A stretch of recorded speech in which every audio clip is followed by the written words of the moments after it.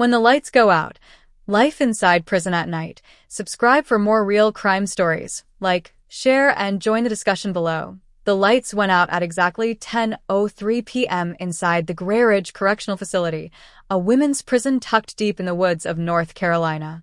Normally, the blackout meant lights flickering back on within seconds. But this time it didn't. The entire block went pitch black, total silence, then the sudden sound of boots running down the corridor. A guard's radio crackled, then went dead. Somewhere, a woman screamed. Metal clanged. Someone whispered, "It's happening again." When emergency lights finally flickered, what they revealed sent a chill through everyone in Cell Block C. One of the correctional officers, Officer Hale, was missing. His flashlight lay on the ground, rolling slowly against the wall.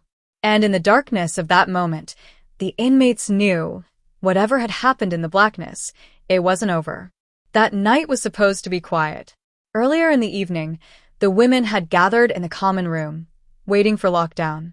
Among them was Dana Brooks, a 29-year-old serving a short sentence for fraud, and Maria Ellis, her older cellmate who had already spent 9 years behind those walls. They'd been talking about what freedom might look like when the storm started outside, heavy rain beating against the windows, thunder echoing through the halls. At 9:30, the power began to flicker. Maria joked, "Hope they paid the bill this time." Everyone laughed, even the guards. But Dana noticed something different. She had seen extra officers moving in and out all day, whispering, locking extra doors, checking radios twice. When she asked about it, one guard muttered, "Just maintenance." At 9:55, the warden made an unscheduled round through the corridor. That never happened. He spoke quietly with 2 officers near the East Control Room. Dana watched through the bars. She couldn't hear much, but she caught one phrase, "Not tonight." Then the alarms beeped once and went silent. The lights flickered twice and died. Total blackness swallowed everything. Dana's heart raced. She couldn't even see Maria beside her. Somewhere down the hallway, someone was banging on a door. A voice shouted, "Help! There's someone in," and then it cut off. 5 minutes later, faint red backup lights glowed in the hallways, casting everyone's faces in eerie shadows. That's when they saw it, Officer Hale's flashlight rolling near the gate, his keys lying beside it. No one could find him. Panic spread fast. Some inmates screamed. Others whispered that Hale had been taken, just like 2 others who had gone missing weeks before. But this time, the power outage wasn't just an accident. It had been planned. And then came the loudest sound of all, a metal door slamming shut from the East Wing. Everyone froze. Maria grabbed Dana's arm and whispered, "That's not the wind." The backup lights flickered again, and a dark figure appeared at the far end of the hall, standing perfectly still, watching them. For a few seconds, no one moved. The figure at the end of the hallway didn't speak, didn't move, didn't even breathe loud enough to hear. The dim red lights flickered again, and when they came back on, the figure was gone. Only the sound of rain hitting the windows filled the silence. Maria squeezed Dana's arms so tight it hurt. "Don't say a word," she whispered. The guards were shouting down the hall, trying to get the power restored, their flashlights cutting through the darkness like narrow beams of hope. But something was off. None of them seemed to know where Officer Hale had gone. The warden's voice boomed through the emergency speaker. "All inmates, remain in your cells. This is a controlled situation." But even he sounded unsure, his tone trembling on the edges. Controlled? Dana thought. Nothing about this felt controlled. Minutes later, 2 guards rushed past their cell. One was on his radio, saying, "He's not in the security room. His badge is missing." The other muttered, "This place is cursed." They disappeared into the east corridor, the same direction the figure had been standing. Maria leaned close and said quietly, "You don't know the real story of this place, do you?" Dana shook her head. "A few years back, there was another blackout," Maria continued. 2 guards vanished that night. They said it was an escape attempt gone wrong. But the power failure came from inside, from the control panel. Someone knew what they were doing. Before Dana could reply, the lights flickered again. On, then off, then on. The power was unstable. Every flash of light showed chaos.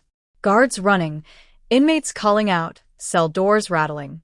And then, the loudspeaker crackled once more, this time with a different voice, a voice none of them recognized.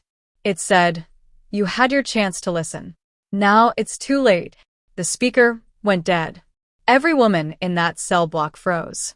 The guards yelled orders, but no one knew what to do. Who was speaking through the prison system? How had they broken into the line? Then came the smell, faint smoke drifting through the vents. Somewhere nearby, something was burning. Dana ran to the bars and looked toward the east wing. She could see flickering orange light reflecting off the walls. Fire. Guards shouted for extinguishers. Keys jingled. Alarms began to wail again. As chaos took over, Maria grabbed Dana's hand. "If we stay here, we burn," she said. "If we run, we die." Dana looked down the corridor, heart pounding. The firelight grew brighter. Somewhere in the smoke, she saw that same figure again, standing still, like before, head tilted toward her. This time, the figure moved. Slowly, deliberately, step by step. Just as the flames reached the cell block gate, the emergency locks suddenly clicked open. Every door slid wide, on its own. And in the smoky glow, someone whispered, "Run." The sound of those locks clicking open was sharper than the fire alarms. One by one, the metal doors slid apart, their hinges groaning through the smoke-filled air. For a few moments, no one moved, not the inmates, not even the guards who were shouting from behind the control glass. Then Maria whispered again, "Dana, this isn't right. Doors don't open by themselves." But the heat was closing in. Flames from the east corridor cast wild, dancing shadows across the walls. The sirens blared, and water began to spray from the ceiling, but the sprinklers sputtered weakly. The air was thick with steam, ash, and confusion. Dana looked down the hall. The dark figure was still there, halfway between the flames and the cells, just standing. "Move," a guard shouted, waving his flashlight. He fumbled with his keys, trying to relock the doors, but the system refused. "Everything's overridden," he yelled into his radio. "The whole block's unlocked." Maria grabbed Dana's hand and pulled her out of the cell. "If this is our only chance, we're not staying to burn." They joined the line of frightened women spilling into the corridor, coughing, shielding their faces from the smoke. The sprinklers hissed above, mixing with the smell of melting plastic and burnt paper.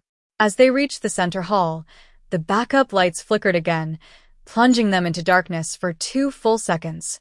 When the lights returned, the figure was gone. In its place, Officer Hale's badge lay on the floor, blackened at the edges. Dana bent down slowly, her heart racing. "Maria, look." Maria stared at the badge, her face pale under the red lights. "That's him. That's Hale's." Before they could process it, a voice echoed through the loudspeaker again, the same calm, low voice that had spoken before. "You think this place keeps you safe? It only keeps you silent." Every inmate froze. The guards looked at each other, terrified. The warden's voice finally broke through the intercom, screaming, "Cut the power now. Shut it down." But it was too late.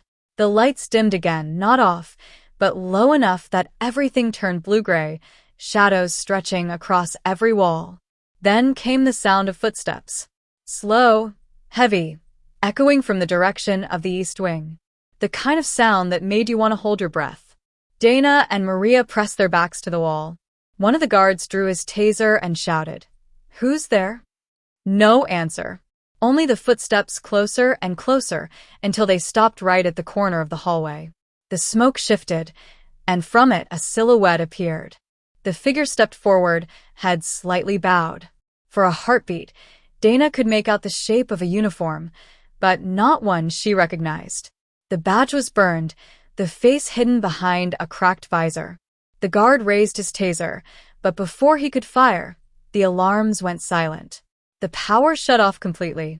Total darkness again. A single scream tore through the dark, followed by the sound of metal dragging on the floor. Then nothing.